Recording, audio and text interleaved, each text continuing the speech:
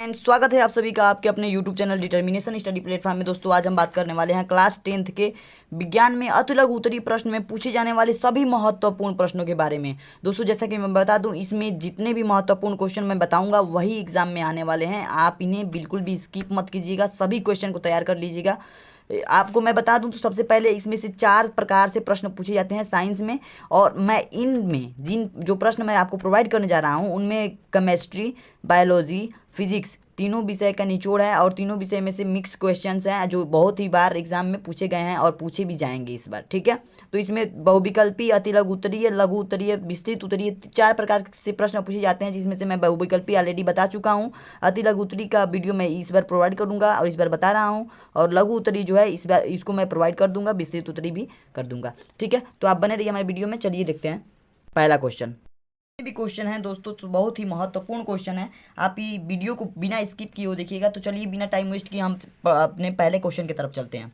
पहला क्वेश्चन हमारा, एक उत्तल लेंस की फोकस दूरी 20 सेंटीमीटर है, इसकी क्षमता की गणना कीजिए। इसके किसी भी लेंस के फोकस दूरी अगर दिया रहेगा तो क्षमता की गणना कैसे करेंगे, आइए सीखते हैं। देखिए सबसे पहले हमको इसमें क्या दिया है, फोकस दूरी दी है, यानी कि इसमें फोकस दूरी उत्तल लेंस का है, उत्तल लेंस, ठीक है ना। तो उत्तल दर्पण लिख लेंगे, हल हल इसको करते समय।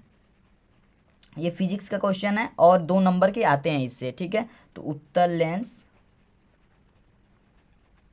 और इसका जो फोकस दूरी है एफ क्या दिया है, एफ बराबर दिया है 20 सेंटीमीटर, सेंटीमीटर, ठीक है। इस सेंटीमीटर को अगर हम मीटर में बदलेंगे तो यह बराबर हमें हो जाएगा 20/100।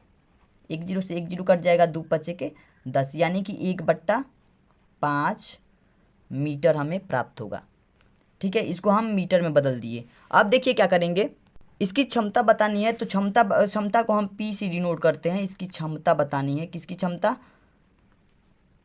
इस उत्तल लेंस की, ठीक है। उसके अगर सेंटीमीटर 20 सेंटीमीटर दूरी है उसकी फोकस दूरी, तो इसकी क्षमता क्या होगी, क्षमता को हम पी से डिनोट करते हैं। पी बराबर होता है हमारा 1/f, ठीक है, ये फार्मूला होता है।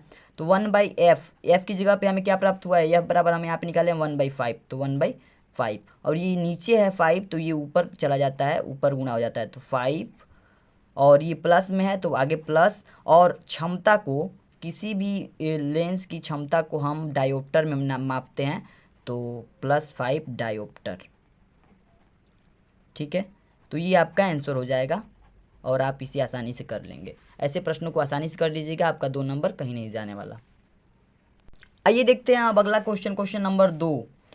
ये प्रश्न है हमारा, प्लास्टर ऑफ पेरिस एवं विरंजक चूर्ण के बनाने की एक विधि का रासायनिक समीकरण लिखिए। ठीक है, प्लास्टर ऑफ पेरिस और विरंजक चूर्ण बनाने की एक एक विधि का रासायनिक समीकरण लिखना है हमको। तो देखिए आंसर में कैसे लिखेंगे हम, सबसे पहले हम हेडिंग डालेंगे प्लास्टर ऑफ पेरिस, क्योंकि इसमें दोनों को कहा है, विरंजक चूर्ण और प्लास्टर ऑफ पेरिस। तो प्लास्टर ऑफ पेरिस के बनाने की विधि हेडिंग डालेंगे, और उसके बाद से इसमें लिखेंगे हम थोड़ा सा स्टेटमेंट लिखेंगे। अगर आप स्टेटमेंट नहीं लिखना चाहते हैं तो ये केवल रासायनिक समीकरण भी लिख सकते हैं। ठीक है, 2 नंबर का क्वेश्चन है, आप ऐसे भी कर सकते हैं।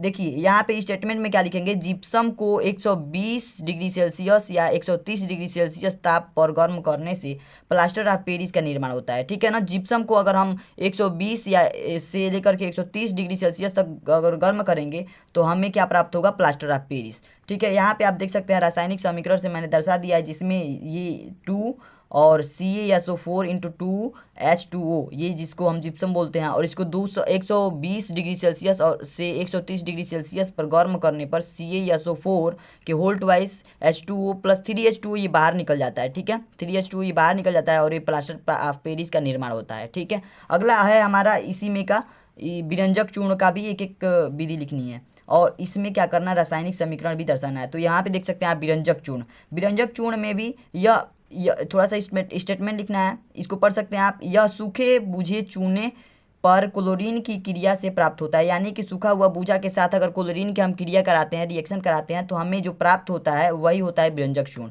यहाँ पे देख सकते हैं मैंने रासायनिक समीकरण द्वारा लिखा है CaOH के होल ट्वाइस, यानी कि हाइड्रोक्साइड के होल ट्वाइस प्लस क्लोरीन, ये क्लोरीन है, Cl2 क्लोरीन है, और ये सूखा हुआ चूना है CaOH होल ट्वाइस। और इस ये जो बनता है ना, रिएक्शन करता है तो विरंजक चूर्ण का निर्माण होता है, और H2O जो जल होता है ये बाहर निकल जाता है। ठीक है, अब देखिए अगला क्वेश्चन है हमारा, मिशेल की अवधारणा के आधार पर साबुन की प्रक्रिया को समझाइए। दोस्तों मैं बहुत ही आसान भाषा में सबका आंसर लिख करके आपको प्रोवाइड किया हूँ। यदि आपको वीडियो पसंद आती है तो प्लीज़ लाइक कर दीजिए, और यदि अभी तक आप चैनल को सब्सक्राइब नहीं किए तो प्लीज़ चैनल को सब्सक्राइब कर लीजिएगा। यहाँ देखिए क्वेश्चन नंबर 3 जो मिशेल की अवधारणा के आधार पर साबुन की प्रक्रिया को समझाने के लिए कह रहा है, इसका आंसर हम कैसे लिखेंगे आइए देखते हैं। देखिए इसका आंसर ऐसे लिखेंगे, मिशेल की अवधारणा के आधार पर, ठीक है, बहुत ही आसान भाषा में आप समझ भी सकते हैं। आधार पर उच्च भार वाले मोनोकार्बोक्सिलिक अम्लों के सोडियम तथा पोटेशियम लवण साबुन कहलाते हैं, ठीक है। ये तेलों और वसाओं के तनु NaOH यानी इसका मतलब सोडियम हाइड्रोक्साइड या KOH पोटेशियम हाइड्रोक्साइड द्वारा जल अपघटन से प्राप्त किए जाते हैं। साबुन के निर्माण की यह प्रक्रिया क्या कहलाती है? साबुनीकरण कहलाती है। तो दोस्तों मिशेल की अवधारणा के आधार पर साबुन की प्रक्रिया को समझाइए, यह पूछेगा तो आप ऐसे लिख सकते हैं, और या फिर ये भी पूछ सकता है कि साबुनीकरण क्या है, तो आप भी इसे लिख सकते हैं, ठीक है। आशा करता हूँ आपको समझ में आ रहा होगा। अगला देखिए, अगला क्वेश्चन हमारा कह रहा है आयनिक यौगिक किसे कहते हैं? NaCl के बनने की क्रिया को इलेक्ट्रॉन डाट बिंदु द्वारा समझाइए, ठीक है। NaCl कैसे बनता है और आयनिक यौगिक किसे कहते हैं, इसको हमें समझाना है। तो यहाँ पे देखिए आयनिक यौगिक क्या होते हैं, ऐसे समझिए, ऐसे एकदम सिंपल भाषा में, ऐसे यौगिक जिनमें आयनिक बंध उपस्थित होते हैं, जिनमें आयनिक बंध उपस्थित होता है उसे आयनिक यौगिक कहते हैं, ठीक है। अब इसको इलेक्ट्रॉन डाट द्वारा समझाना है अगर, तो यहाँ देखिए, यहाँ मैंने बनाया हुआ है, आप हेडिंग डाल सकते हैं इलेक्ट्रॉन डाट द्वारा NaCl बनाने की क्रिया, ठीक है। तो Na+Cl- यहाँ पे लिख दिए हैं, और इनको डाट लाइन द्वारा इसको वो किया गया, ड्रा किया गया है। और यहाँ पे देख सकते हैं ये जितने भी इलेक्ट्रॉन है ना, ये प्रबल आकर्षण बल के कारण ये बाहर नहीं जा पाते हैं, इसी में रहते हैं, ठीक है। आपको समझ में आ रहा होगा, तो आप इसे ऐसे लिख करके ऐसे बना सकते हैं, ठीक है। अगला क्वेश्चन हमारा 5 नंबर जो क्वेश्चन है, 5 नंबर क्वेश्चन कर रहा है जीवाश्म को परिभाषित कीजिए तथा उदाहरण के साथ साथ इसका महत्व भी समझाइए, ठीक है। तो जीवाश्म को कैसे आप परिभाषित करेंगे, यहाँ देखिए जीवाश्म को अगर परिभाषा देना होगा तो आप ऐसे बोलेंगे। उत्तर बहुत ही आसान भाषा में है दोस्तों। यदि आप अभी तक चैनल को सब्सक्राइब नहीं किए तो प्लीज़ चैनल को सब्सक्राइब कर लीजिए। और यहाँ देखिए, जीवों की मृत्यु के पश्चात उनके शरीर का अपघटन हो जाता है। कोई भी अगर जीव, अगर उसकी मृत्यु हो जाती है तो उस शरीर का क्या हो जाता है? अपघटन हो जाता है, वो यहाँ से क्या हो जाता है? खत्म हो जाता है, और वह समाप्त हो जाते हैं, ठीक है। परंतु कभी कभी जीव या उसके कुछ भाग ऐसे वातावरण में चले जाते हैं जिसके कारण इनका अपघटन पूरी तरह नहीं हो पाता, और यही प्रक्रिया क्या कहलाती है? जीवाश्म कहलाती है, ठीक है। आशा करता हूँ दोस्तों आपको ये बहुत ही आसान लैंग्वेज में लिखे हैं तो समझ में आ गया होगा। अगला देखिए, अगला क्वेश्चन क्या कर रहा है, इसके बारे में चलिए देखते हैं। अगला क्वेश्चन है हमारा श्वसन को परिभाषित कीजिए। देखिए बहुत ही आसान प्रश्न, जिसको मैंने बहुत ही बार देखा है कि ये बहुत भी बार क्या होते हैं, बोर्ड के एग्जाम में पूछे जाते हैं। आप जितने भी मैं प्रश्न बता रहा हूँ उन प्रश्नों को बिल्कुल भी स्किप मत कीजिएगा। यदि आप उन प्रश्नों को तैयार कर लेते हैं तो आप कुछ भी नहीं पढ़े हैं फिर भी आपका अच्छा नंबर आएगा। देखिए श्वसन वह क्रिया है जिसमें कोशिका के अंदर प्रायः ग्लूकोज का ऑक्सीकरण होता है। किसका ऑक्सीकरण होता है? ग्लूकोज का ऑक्सीकरण होता है। किसके अंदर? श्वसन की क्रिया में। इस क्रिया में कार्बन डाइऑक्साइड CO2 यानी कि CO2 तथा ऊर्जा उत्पन्न होती है, ठीक है। यहाँ पे आप देख सकते हैं, इन जो कार्बन डाइऑक्साइड नहीं समझ में आ रहा है, यहाँ पे आप इसको रासायनिक समीकरण द्वारा समझ सकते हैं। C6H12O6 + CO2 6O2, इसको हम क्या कहते हैं? ये जो होता है हमारा, इसको हम ग्लूकोज कहते हैं, ठीक है। और ये ऑक्सीजन है। ग्लूकोज और ऑक्सीजन का जब अभिक्रिया कराते हैं तो इसमें ये हमारा जो होता है ये श्वसन, और इसमें क्या होता है? ऊर्जा की उत्पत्ति होती है, ठीक है। तो आप इसके द्वारा भी समझ सकते हैं और इसको ऐसे डिफाइन कर सकते हैं। अगला क्वेश्चन हमारा 7 नंबर, जाइलम तथा फ्लोएम में अंतर बताइए। जाइलम और फ्लोएम में क्या अंतर होता है, इसको समझिए। देखिए जाइलम उत्तक पौधों में स्थानांतरित करता है, ठीक है। जाइलम क्या करता है? उत्तक पौधों में स्थानांतरित होता है, ठीक है, जबकि पौधों में भोजन का स्थानांतरण फ्लोएम द्वारा होता है, ठीक है। आशा करता हूँ आपको ये अंतर भी समझ में आ गया होगा। अगला क्वेश्चन हमारा है 8 नंबर, भर्जन से आप क्या समझते हैं, ठीक है। भर्जन क्या होता है, निस्तापन क्या होता है, ये बहुत ही इंपॉर्टेंट क्वेश्चन है। तो भर्जन क्या है इसके बारे में जानेंगे। देखिए भर्जन क्या होता है, जैसे कि सल्फाइड अयस्क को वायु की उपस्थिति में गलनांक बिंदु से भिन्न ताप पर गर्म करने पर यह ऑक्साइड में परिवर्तित हो जाता है, और इस प्रक्रिया को हम भर्जन कहते हैं। बहुत ही आसान भाषा में दोस्तों, आप इसे तैयार कर सकते हैं। और यदि आप वीडियो को लाइक नहीं किए हैं, अगर पसंद आ रहा है तो लाइक कीजिए, और नहीं पसंद आ रहा है तो डिसलाइक कर दीजिए प्लीज। क्वेश्चन है वायु के सापेक्ष किसी द्रव का क्रांतिक कोण 30 डिग्री है, उस द्रव का अपवर्तनांक ज्ञात कीजिए। दोस्तों हमें क्या पता है, क्रांतिक कोण कितना पता है, क्रांतिक कोण जो है वो 30 डिग्री है, ठीक है। और हमको क्या निकालना है, अपवर्तनांक, अपवर्तन निकालना है, ठीक है ना। अपवर्तनांक को हम n से डिनोट करते हैं और क्रांतिक कोण को हम c से डिनोट करते हैं, c से, ठीक है। अपवर्तनांक निकालना है हमको, तो इन दोनों के बीच, क्रांतिक कोण और अपवर्तनांक के बीच एक संबंध होता है और इसके लिए एक सूत्र निकल कर आता है, ठीक है। इसके लिए एक सूत्र होता है जिसमें n बराबर होता है 1/sin c। तो हम देख रहे हैं यहाँ पे n बराबर 1/sin c, तो c की जगह पे हमें क्या प्राप्त है, 30 डिग्री दिया है, तो n बराबर लिख देंगे हम 1/sin 30 डिग्री। और साइन 30 डिग्री का मान हम जानते हैं, साइन 30 डिग्री का मान जो होता है बराबर होता है 1/2। तो हम लिख देंगे n बराबर 1/1/2 इस साइन 30 डिग्री की जगह पे, और इसका जो मान निकल के आएगा ये इसका गुणा ऊपर हो जाएगा और 2 ये आंसर हो जाएगा, ठीक है। आप इसे आसानी से कर सकते हैं ऐसे क्वेश्चन को। तो ऐसे प्रश्न हर साल पूछे जाते हैं, आप इन प्रश्नों को बिल्कुल भी स्किप मत कीजिएगा, आप इन प्रश्नों को जरूर तैयार कीजिएगा। अगला देखिए हमारा क्वेश्चन नंबर 11 बोल रहा है दूरदृष्टि दोष, बहुत ही इंपॉर्टेंट प्रश्न है दोस्तों, दूरदृष्टि दोष और निकट दृष्टि दोष। दूरदृष्टि दोष जो होता है निकट दृष्टि दोष के विपरीत होता है, तो पहले दूरदृष्टि दोष को अगर आप समझ लेते हैं तो निकट दृष्टि दोष आप खुद समझ लेंगे, ठीक है। तो इसका निवारण भी बताना है, दूरदृष्टि दोष क्या है और इसका निवारण कैसे किया जाता है, ऐसे प्रश्न भी पूछा जा सकता है, पूछा गया भी है। तो इन प्रश्न का उत्तर कैसे देंगे, दूरदृष्टि दोष में दूर की वस्तुएं तो स्पष्ट दिखाई देती हैं, लेकिन परंतु क्या होती है, नज़दीक की वस्तुएं क्या दिखाई नहीं देती हैं। यानी कि इसका सीधा मतलब ये हुआ कि दूरदृष्टि से मतलब समझने का मतलब ये है कि दूर अगर कह रहा है तो दूर की वस्तुएं क्या होता है, दिखाई देता है, और निकट की वस्तुएं क्या होती है, दिखाई नहीं देती हैं।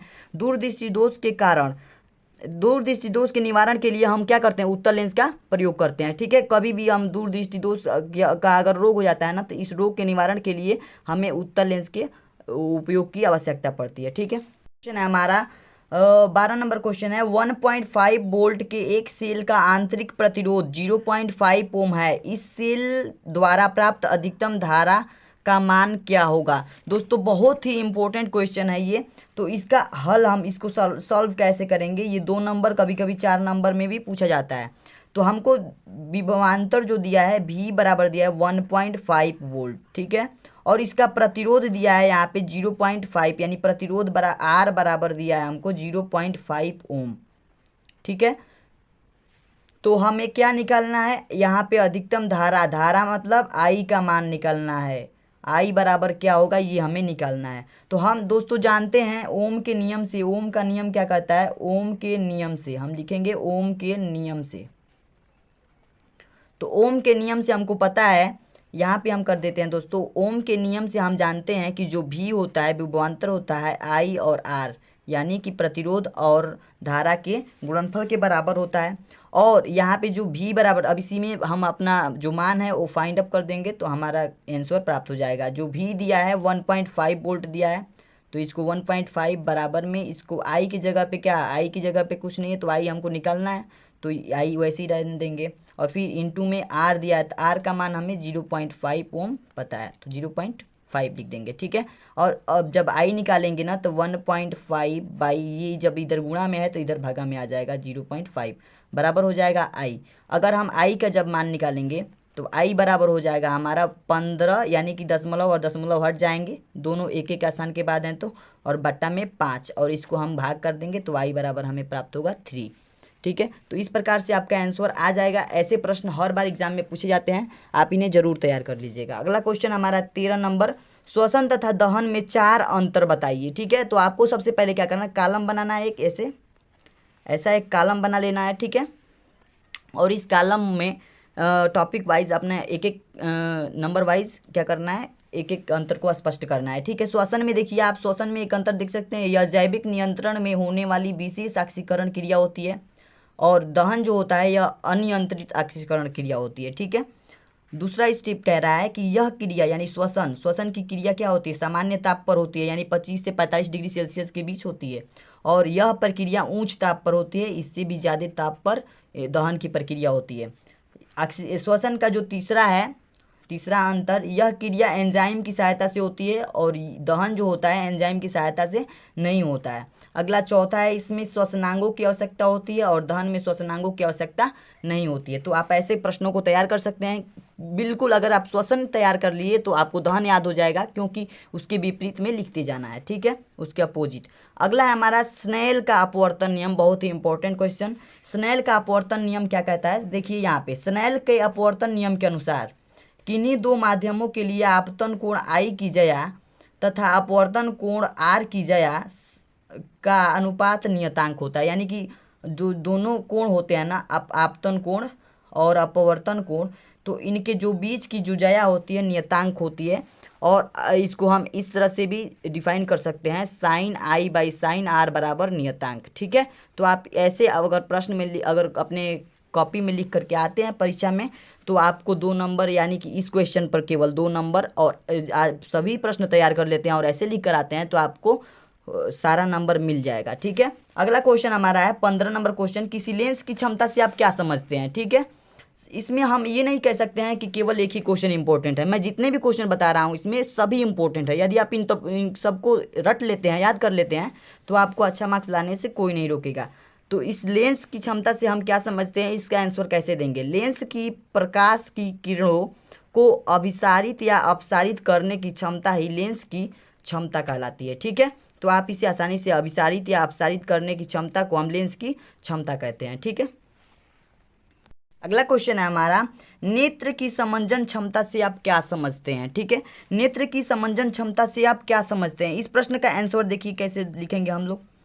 नेत्र की वह क्षमता जिसके कारण वह अपनी फोकस दूरी को समायोजित करके नजदीक तथा दूर की वस्तु को फोकसित कर लेता है, नेत्र की समंजन क्षमता कहलाती है, ठीक है। आसानी से आप इसे याद कर सकते हैं। नेत्र की वह क्षमता जिसके कारण वह अपनी फोकस दूरी को समायोजित करके नजदीक तथा दूर की वस्तु को फोकसित कर लेता है, नेत्र की समंजन क्षमता कहलाती है। अगला क्वेश्चन हमारा है, 250 वोल्ट 5 एम्पियर फ्यूज वाले परिपथ में 25 वाट के कितने बल्ब जल सकते हैं। ऐसे प्रश्न जब भी पूछेगा तो कैसे करेंगे इसको आइए देखते हैं। देखिए, अगर इसमें पूछ रहा है, इसमें क्वेश्चन पूछ रहा है 25 वोल्ट, यानी कि इस प्रश्न में जो 250 वोल्ट का क्या है, एक परिपथ है 250 वोल्ट का, और इसमें करंट फ्लो कितना कर रहा है, 5 एम्पियर, ठीक है ना। इसमें 5 एम्पियर करंट फ्लो कर रहा है।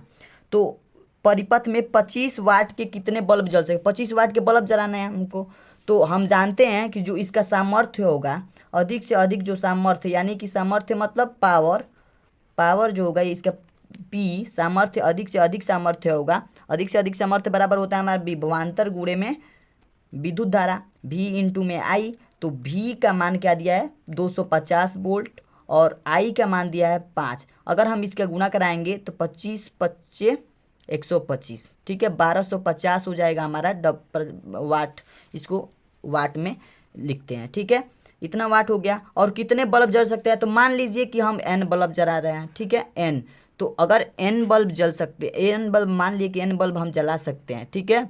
तो इसको हम लिख सकते हैं 25 गुणे के n, क्यों, क्योंकि 25 वाट के बल्ब जलाने हैं, ठीक है। 25 गुणे के n बराबर में क्या हो जाएगा हमारा, जो ये वाट निकला था ये 1250। तो n बराबर अगर हम निकालेंगे तो 1250 और बट्टा के 25, तो इसको हम काट देंगे, 25 25 125 और 50, यानी कि कितने बल्ब जल सकते हैं हमारे, 50 बल्ब जल सकते हैं। तो आप ऐसे भी प्रश्न को आसानी से कर लेंगे। यदि आपको कोई डाउट है तो कमेंट सेक्शन में ज़रूर बताइएगा। अब देखिए अगला क्वेश्चन हमारा क्या कह रहा है, चुंबकीय क्षेत्र की तीव्रता का मात्रक क्या है। चुंबकीय क्षेत्र की तीव्रता का मात्रक क्या है, तो इसका देखिए, चुंबकीय क्षेत्र की तीव्रता का मात्रक वेबर प्रति मीटर स्क्वायर है। वेबर प्रति मीटर स्क्वायर होता है, तो आप इसे भी याद कर लीजिएगा। योगात्मक अभिक्रिया को उदाहरण देकर समझाइए। योगात्मक अभिक्रिया में पदार्थ आपस में संयोग के पश्चात केवल एक पदार्थ बनाते हैं, ठीक है, समझ रहे हैं आप। योगात्मक अभिक्रिया में पदार्थ जो होते हैं ना, आपस में संयोग करके क्या बनाते हैं, केवल एक पदार्थ बनाते हैं। जैसे कि आप इस उदाहरण से समझ सकते हैं, CH2 double bond CH2 plus H2, यानी कि CH2 डबल बॉन्ड CH2 को हम एथिलीन कहते हैं और H2 को हाइड्रोजन बोलते हैं। और इसको Na की उपस्थिति में 200 डिग्री सेल्सियस से 300 डिग्री सेल्सियस ताप पर अगर हम इसे गर्म करते हैं तो CH3 ethane single bond CH3 ये प्राप्त होता है, जिसे हम एथेन कहते हैं। ठीक है, आप इसे आसानी से याद कर सकते हैं। अगला क्वेश्चन, आधुनिक आवर्त नियम लिखिए। ठीक है, आधुनिक आवर्त नियम जो हर साल प्रश्न आता है, इस नियम के अनुसार, आधुनिक आवर्त नियम के अनुसार तत्वों के भौतिक तथा रासायनिक गुण उनके परमाणु क्रमांकों के आवर्ती फलन होते हैं। ठीक है, आवर्ती फलन होते हैं, आप इसे भी तैयार कर लीजिएगा। अगला है हमारा पुमंग तथा जयांग में अंतर स्पष्ट कीजिए। लास्ट क्वेश्चन है दोस्तों, यदि आप अभी तक चैनल को सब्सक्राइब नहीं किए हैं और लाइक नहीं किए हैं तो प्लीज़ चैनल को सब्सक्राइब कर दीजिए और लाइक कर दीजिए हमारे वीडियो को, क्योंकि आप लोगों की वीडियो को लाइक कर देने से हमारी क्या होती है, मोटिवेशन जो होती है बढ़ जाती है। पुमंग एवं जयांग में अंतर बताइए। तो पुमंग पुष्प के नर जननांग होते हैं, नर जननांग को पुमंग कहते हैं, तथा मादा जो जननांग होती है, स्त्री जननांग को हम क्या कहते हैं, जयांग कहते हैं। ठीक है, जननांग। तो आप इसे आसानी से याद कर सकते हैं, पुमंग का मतलब जेंट्स और जयांग का मतलब लेडीज़, या फिर ऐसे भी पढ़ सकते हैं, नर के जननांग को हम पुमंग और मादा के जननांग को हम जयांग कहते हैं। सो फ्रेंड्स, यदि अब आपको एक इम्पोर्टेंट चीज़ बता दें, इम्पोर्टेंट कंक्लूजन दे दें, तो आप जितने भी मैंने इंपॉर्टेंट क्वेश्चन बताए, ये अब मेरी जिम्मेदारी खत्म। अब आपकी जिम्मेदारी है कि इन प्रश्नों को तैयार कर लीजिएगा। यदि आप इन प्रश्नों को तैयार कर लेते हैं तो अति लघु उत्तरी में आपका कोई भी ऐसा क्वेश्चन नहीं होगा जो नहीं फंसेगा और जो जिसे आप अटेम्प्ट नहीं कर पाएंगे। ठीक है, आप मुझ पर विश्वास रखिए और इन प्रश्नों को तैयार करके आप अच्छे से एग्जाम दीजिए। Well done.